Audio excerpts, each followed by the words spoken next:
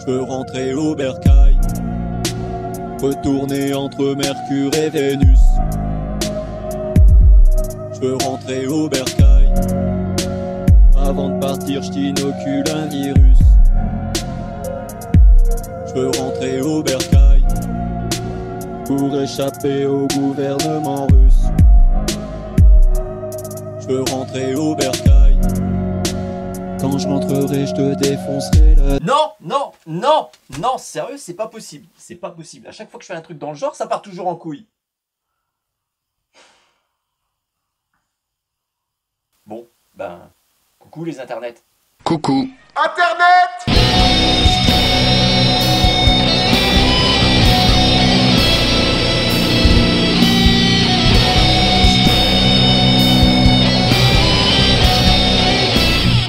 Internet! Coucou les internets.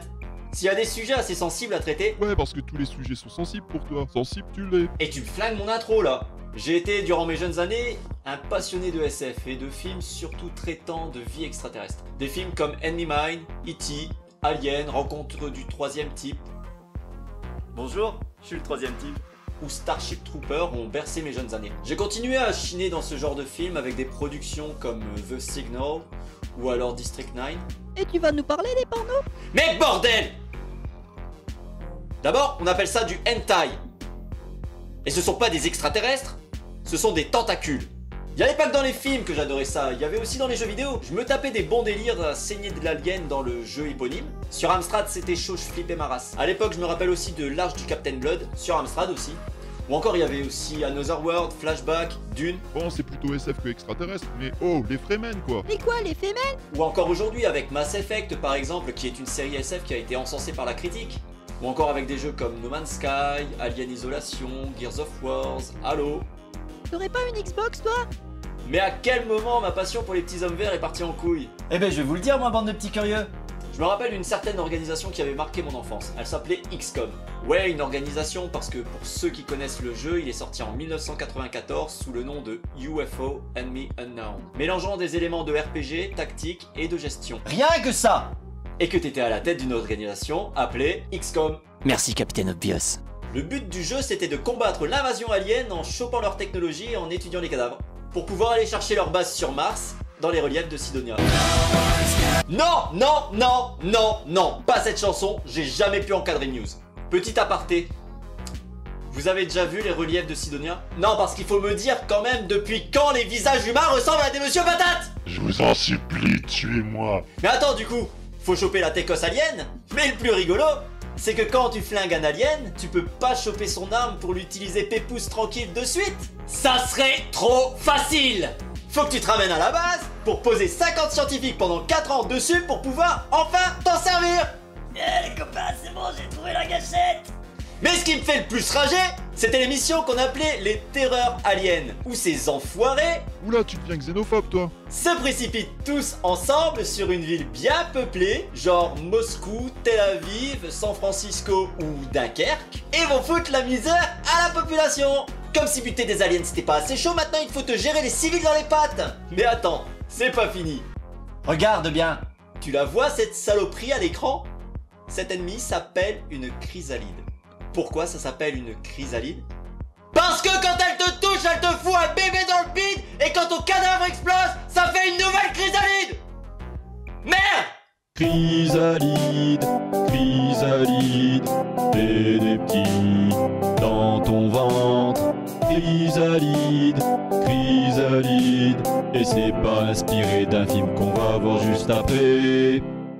De par ce subtil mélange d'amour et d'extrême violence, ce jeu a marqué mes nuits de gosse par des cauchemars d'enlèvement par des sectoïdes la nuit. Les sectoïdes, ce sont des petits gris. Du coup, je me tapais des grosses terreurs nocturnes et je restais éveillé toute la nuit. Parce que oui, c'est logique, si tu restes éveillé la nuit, il ne peut rien t'arriver. Coucou. Putain, j'avais 9 ans, merde! À cet âge-là, on cherche encore quel Lego on veut pour Noël. Et comme un couillon, je restais toujours au-dessus de l'épaule de mon frère à le regarder jouer et à me bouffer les doigts. Non, mais c'est normal, c'est la jeunesse! Bon, je vais pas trop parler des suites comme XCOM Terror from the Deep parce que je ne les ai pas faites, mais c'était à peu près la même chose sous l'eau. On a eu aussi le droit à un jeu qui s'appelait XCOM Apocalypse et aussi un autre jeu qui est venu bien après qui s'appelait XCOM The Bureau. Une préquelle qui se déroulait au milieu du XXe siècle aux USA lorsqu'ils ont eu prétendument leur premier contact avec les extraterrestres. Ce qui est chouette par contre, c'est que UFO Enemy Unknown a eu un remake sur PS3, Xbox 360 et PC et qu'il était vraiment pas trop mal fait. Un truc aussi qui a marqué l'époque de mes premières érections non contrôlées, c'était la série X-Files. D'ailleurs, je remercie mes frangins, j'ai rencontré grâce à eux mon premier amour, Gillian Anderson. Dans cette série, on retrouvait donc Mulder et Scully, joués par David Duchovny et Gillian Anderson. L'un était un allumé enthousiaste et l'autre était une scientifique sceptique. La série nous contait les épiques épopées de ces deux compères que tout sépare, réunis par la destinée se liant sentimentalement au fil des saisons. Et ça, on s'en branle, nous ce qu'on veut savoir, c'est pourquoi tu te pissais dessus à chaque évocation de cette série. Eh ben je vais te le dire moi pourquoi ça me faisait baliser des extraterrestres. Parce qu'on les voit jamais. Merde. La série a vu sa première diffusion en juin 1994. Je te rappelle qu'à cette époque j'avais 9 ans. À cet âge-là j'étais encore persuadé que les gosses on les commandait sur le Bon Coin. Eh mon grand, le Bon Coin, c'est la décennie après. On en entend toujours parler de ces putains d'extraterrestres, mais on ne les voit quasiment jamais. Quand on les voit, c'est tellement furtif que t'as pas intérêt d'être parti te chercher des chips ou du pâté en croûte parce que sinon c'est mort. Et l'autre allumé qui en remet toujours une couche parce que sa sœur s'est fait enlever par des extraterrestres, oh, soucoupe volante, grosse lumière, gna gna gna gna gna gna. Merde! À tous les coups t'as fait le con avec la tronçonneuse de ton père quand t'étais ado. Maintenant t'assumes et tu vas rendre les morceaux de corps au FBI. Sérieux, ça commence à puer là. Alors oui, dans cette série, on va nous parler des extraterrestres de temps en temps comme des petits gris, ou alors d'autres qui prennent forme humaine, avec pour seule différence la couleur du sang. Excusez-moi monsieur, je peux vous tailler les veines? C'est juste pour vérifier un truc. Hey, c'est super rassurant tout ça. On va aussi nous parler d'une entité extraterrestre qui ressemble à une huile noire, ouais comme celle qu'il y a dans ta voiture, et qui contrôlerait les humains pour en faire une race d'esclaves. Il nous contrôle. Eh ben ça donne envie de faire la vidange tout ça. M'en fous, je sais pas bricoler. Et comment parler des extraterrestres sans parler de la saga Alien? Le premier des aliens que j'ai vu c'est celui de James Cameron, le 2, sorti en 1986. Et du coup son titre original c'est Aliens au pluriel. Parce qu'il y en a des millions dans ce film. Quand je l'ai vu j'étais gamin, je devais avoir 7 ou 8 ans. Et c'était pour la sortie de l'édition Laserdisc en 1992. Non, je ne suis pas vieux. Et ce qui m'a choqué dans ce film c'est... Proche, je vais te le dire à l'oreille.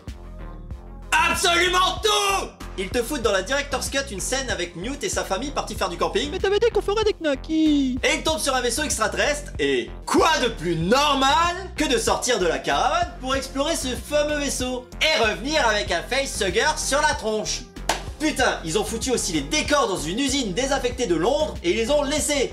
Avec des cadavres bien sûr complètement éviscérés par les xénomorphes. Et dans le film, quand ils découvrent le dit endroit, ils tombent sur un survivant qui leur dit « Je vous en supplie, tuez-moi ». Et comme si c'était pas assez, ils te foutent des xénomorphes partout et le combat final contre la reine bien dégueulasse avec ce fameux robot Bishop qui se fait découper en morceaux et qui fout du liquide blanc partout. Mais si t'aimais tant que ça la violence, tu pouvais pas mettre une couche, vieux crado. Bah ouais, mais pourquoi t'as maté ça quand t'étais petit? Ah mais je vais vous le dire moi.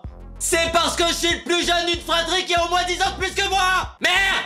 Et du coup, comme j'ai été traumatisé et qu'on m'a toujours dit de regarder la peur en face, eh ben je les ai tous regardés, un par un. Et honnêtement, après les avoir vus après ma thérapie, eh ben c'est des bons films. Puis en même temps, si vous aimez pas, regardez au moins le premier. Rien que pour la bestiole qui a été créée par Giger. Mais dis donc, Kanto, tu parles de fiction là.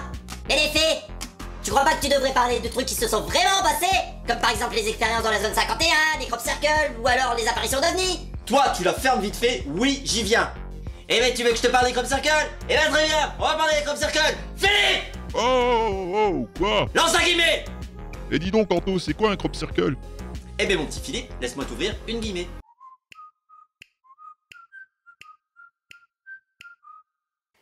Un crop circle, c'est tout simplement un cercle de culture.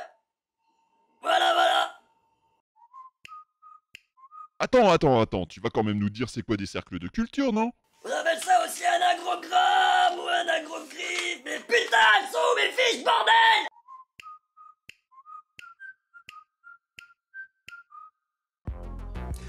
Vu que je suis entouré d'incapables, Moi, je vais vous expliquer ce que sont les crop circles. Ce sont des épis couchés dans les champs de céréales qui représentent des formes visibles du ciel. Mais bon, comme nous, quand on va visiter d'autres planètes, on dessine des bites au sol, je ne vois pas pourquoi je m'attarderai sur le sujet. À moins que ça intéresse quelqu'un de parler des proéminences sexuelles d'êtres venus d'ailleurs dessinés au sol. Oui, ce sont des formes cheloues, mais je te rappelle qu'on ne parle pas de créatures terrestres. Mais moi, du coup, va falloir m'expliquer le concept, parce que là, moi, je comprends pas trop l'intérêt. On peut peut-être à la limite parler des lignes Nazca, mais ça, c'était fait par des humains. À moins que... Allez, allons vers la zone 51 maintenant. Située dans le Nevada, en Amérique, c'est une zone qui a pas mal alimenté mon imaginaire d'enfant. Dans ce que j'avais pu en savoir à l'époque, je te rappelle que c'était au siècle dernier, on n'avait pas internet. Le gouvernement américain détenait dans cette zone du matériel provenant de l'incident de Roswell. D'après les sources sûres de l'époque, c'est-à-dire les clodos locaux tournant à l'alcool de maïs fabrication maison, un ovni se serait écrasé en 1947 et aurait laissé des débris de soucoupe et des corps de petits gris au sol. Les débris auraient été retrouvés le 8 juillet de cette même année par un homme du nom de William McBrazel, qui possédait un ranch à proximité. Avec les vaches et tout? Mais le gouvernement a démenti la thèse d'un ovni, prétendant que les débris récoltés provenaient en fait d'un ballon sonde qui se serait écrasé à cet endroit. Mais en 1978, le lieutenant-colonel Jesse Marcel, qui était arrivé en premier sur les lieux et qui s'était occupé de la récupération des premiers débris, déclare à un ufologue du nom de Stanton Friedman que ces débris étaient sûrement d'origine extraterrestre. Mais en 1993, un producteur londonien du nom de Ray Santilli prétend posséder une copie vidéo d'une autopsie d'un petit gris tournée dans les années 50. Nous ne sommes pas dupes! Tout le monde sait que le gouvernement américain nous ment et nous cache quelque chose. Sinon, il ne se serait pas empressé de faire des conférences de presse pour démentir le fait que c'est un ovni qui s'est cassé la gueule. Écoutez-moi, messieurs, dames. Pour rester en bon terme avec nos voisins, nous allons ramasser tous les morceaux de la soucoupe volante qui s'est écrasée et nous allons faire croire à la population que ce n'était qu'un ballon sonde. J'ai dit quoi, moi?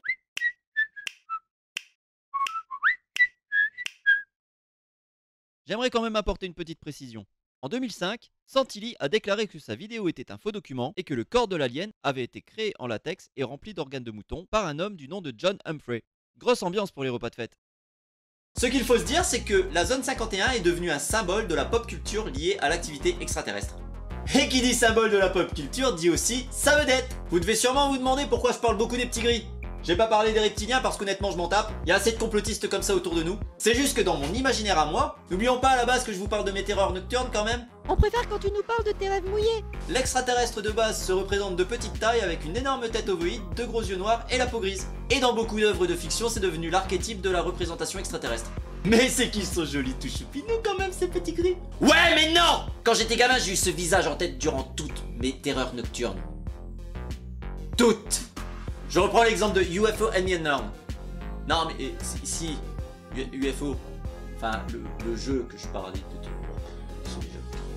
Dans les croyances urbaines de la deuxième moitié du XXe siècle, on peut associer le petit gris à l'enlèvement et à la mutilation de bétail. En 1967, rien qu'en Amérique, c'est entre 10 000 et 20 000 têtes de bétail qui ont été mutilées dans le mystère le plus total. Ils aiment les steaks, les petits gris?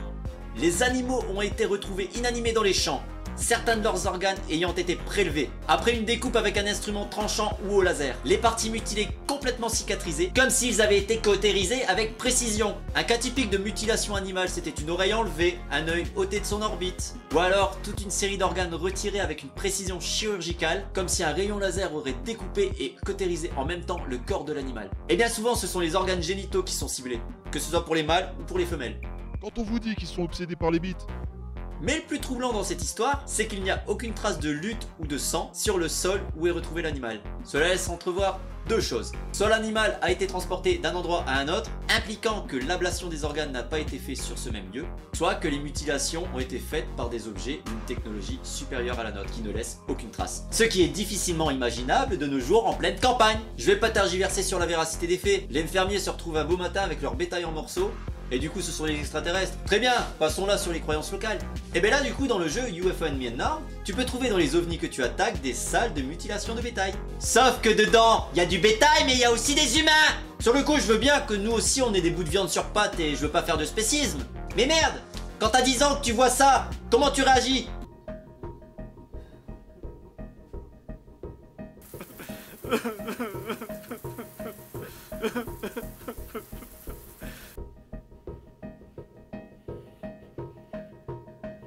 Excusez-moi, y'a quelqu'un qui pourrait encore, le plus rigolo dans tout ça, c'est quand tu lisais le texte explicatif, qui était traduit, c'est toujours plus sympa pour les enfants qui lisent. Ils nous mettent qu'ils ne savaient pas pourquoi ils retiraient les organes du bétail, C'était caché. mais que pour les humains, on extrayait aussi les organes des meilleurs spécimens, et on injectait des fœtus aliens dans le ventre des femmes. Bon, et sinon, pour l'embryon, vous avez décidé quoi, avec ou sans tentacules? Oh, vous savez, du moment qu'il est en bonne santé. Et tout ça ne nous dit pas où finissaient les organes. Eh ben moi je vais te le dire. Dans des cuves.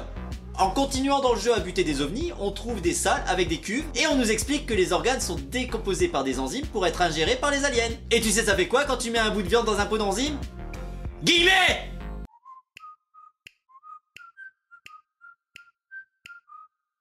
Eh ben ça fait mal.